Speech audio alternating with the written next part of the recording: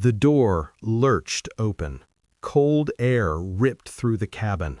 My daughter clutched my arm, her tiny fingers trembling. My mother's hiss was ice against my neck. "No one will ever find you at 30,000 feet." My wife laughed, light, cruel, like she was enjoying a private joke at my expense. "Fall like the trash you are." I held my daughter closer, feeling the sudden, sharp pressure of the plane tilting. My mind raced, not panic, not yet, but calculation. Their hands pushed, insistent, unrelenting, and I realized something. I was seeing them clearly for the first time. 6 hours of wind, of terror, of holding on while the world outside spun in clouds and sun.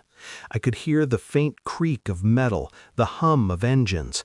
My heart slowed, oddly, as I traced every move, every intention. When the plane finally landed, the police were waiting. The faces that had smiled and sneered at me for years froze in disbelief the moment they opened the cockpit. What they found in there, what I had left for them, wasn't something you could explain in words. Only witness, only understand. I had ignored the signs for months. Late nights, hushed phone calls, sudden disappearances. My wife's eyes, always so practiced at affection, now darted too quickly to masks, screens, mirrors. My mother-in-law's friendly concern had always carried a knife edge beneath the surface, and my father-in-law, well, he had always chosen his silence carefully. And yet nothing could have prepared me for this, the literal push into the void, the casual threat of murder veiled in laughter. I replayed the moments over and over, the messages on her phone that disappeared too quickly, the unaccounted-for trips, the tiny inconsistencies in her stories that I had forced myself to overlook. Betrayal doesn't always announce itself. Sometimes it whispers, waits, then ambushes.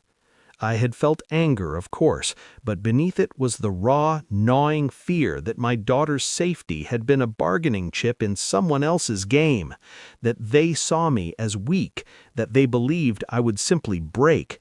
But breaking wasn't part of my plan. Observation was. Patience was.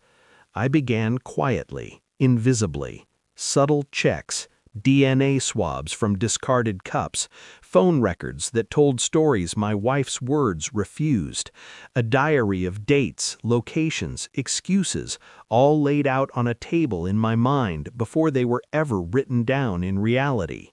I watched her reactions closely, calm, measured, as if I had always been the one in control.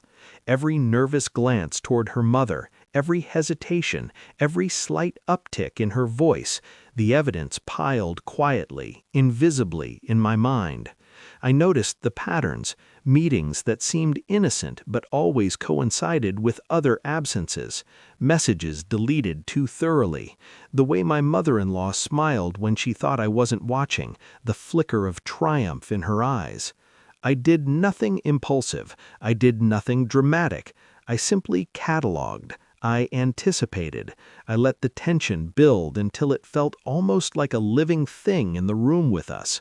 The report came the day after, a clean, clinical sheet of facts. DNA results, confirmed, unmistakable. My daughter's paternity, my wife's secret liaison, all laid bare. I held it in my hand. I stared at the words until they burned through denial, through disbelief, through hope. There would be no argument, no excuses, nothing to negotiate. I watched my wife as I placed the paper on the table. Her eyes flickered up, a brief flash of arrogance before recognition of the inevitable settled in. I didn't speak. I didn't need to. My calm told her what words could not. I knew everything. Her knees trembled. My mother's sharp whisper caught somewhere between panic and fury. The father-in-law's silence became guilty, heavy, suffocating. And I smiled, just slightly, quietly. No triumph in laughter, just acknowledgement. Justice, precise and exacting, had a new shape in the room. I leaned back, letting the silence stretch. The air was thick with fear, the kind that comes when someone realizes they've underestimated you. "You thought it would be easy," I said softly. Nothing more, not anger, not pleading, just clarity. Their faces twisted,